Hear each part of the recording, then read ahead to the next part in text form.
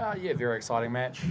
Went down to the wire, probably, deserving of an elimination final. I think the crowd will go home happy, and yeah, we obviously did very, very well with the ball to restrict them to, 15 or 20 below par total, and then, as we've seen with the wickets in this tournament, it can get a little bit difficult quite quickly. So, yeah, you just have to, I suppose, try and stay calm and try and take good options. And yeah, as I said, the ending was pretty chaotic, but very, very happy to get across the line in the end.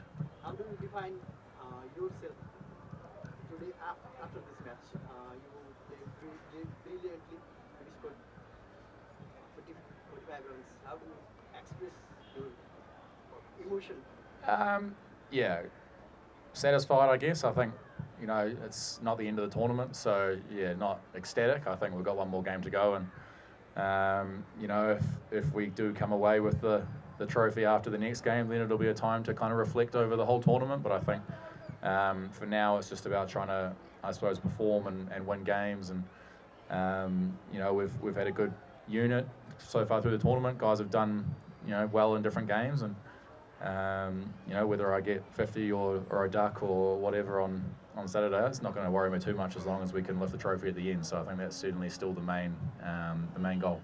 So in a surface where batters are struggling to get a run a ball, you're hitting it at about 250. What's the secret behind that? And you've been doing it so consistently as well. I don't really care if I get out.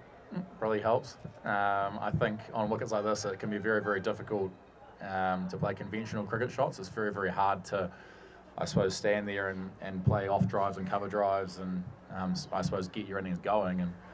And yeah, I think having a little bit of extra power, I guess, to try and go aerial is very, very helpful. And I've tried to take aggressive options whenever I can.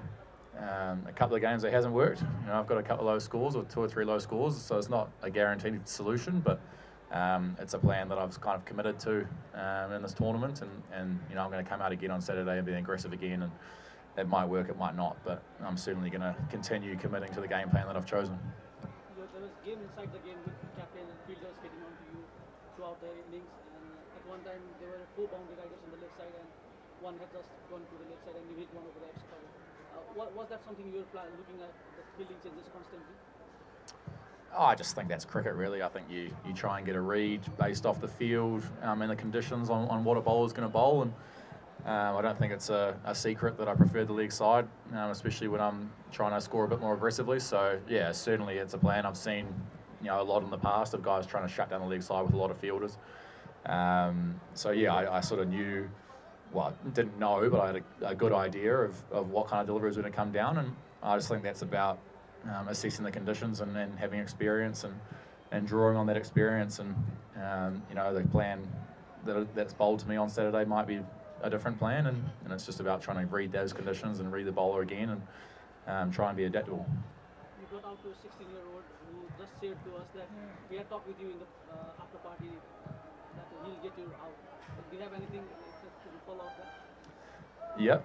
It was a real me or him moment, that delivery. I was going to try hit it for 6 pretty much wherever it was, and he showed I suppose good mental strength. I think the ball before was quite a bad ball and went for 4, and to show the ability to handle the pressure and go wider and try and draw a false stroke on the other side of the wicket shows good game awareness, and hopefully he'll take strength from that. And if I can hang around a couple more years, we might play each other in international cricket, if he continues to go from strength to strength. So, yeah, very interested to see how he goes.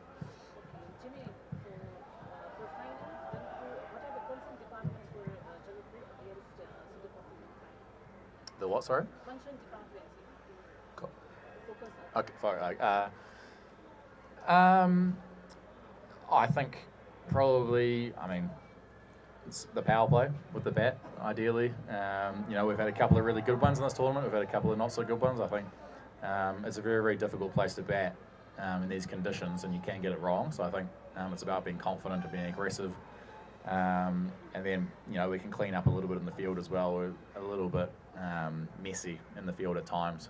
But I think overall, it's a one-on-one, death match really Saturday, and a team will come out on top and a team will not come out on top, and it'll be decided off little moments, and yeah, very much looking forward to getting out there. You strong start for the tournament, and the last 5 matches has not gone in way, and you've lost 2 against Sudeep Singh in the league and the qualifiers already. How's the mental state? How's the team right now? And with captain not being available, how's the team managing that? You can't get a better tournament than being in the final.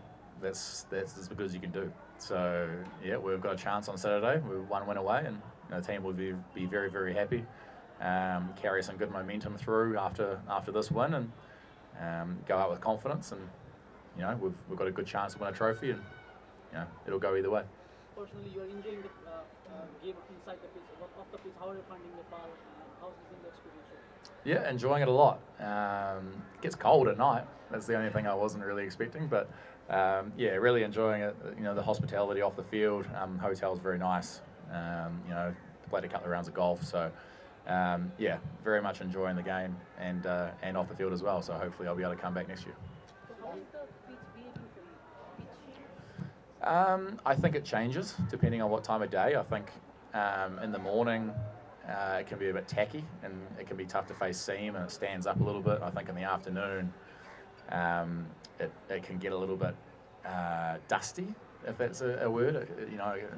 The ball can kind of hit the foot marks and die or turn. So I actually think it's a really, really good T20 wicket when you combine it with the smaller boundaries and the altitude, because if you can bat well, if you can be aggressive, you can hit boundaries, and if you can bowl well, you can really tie guys down as well. So I think it's the opposite of, I suppose, we've seen in other T20 leagues around the world where you're looking to get 240, 250. I think it's actually a much more interesting game when the bowlers are in the game as well.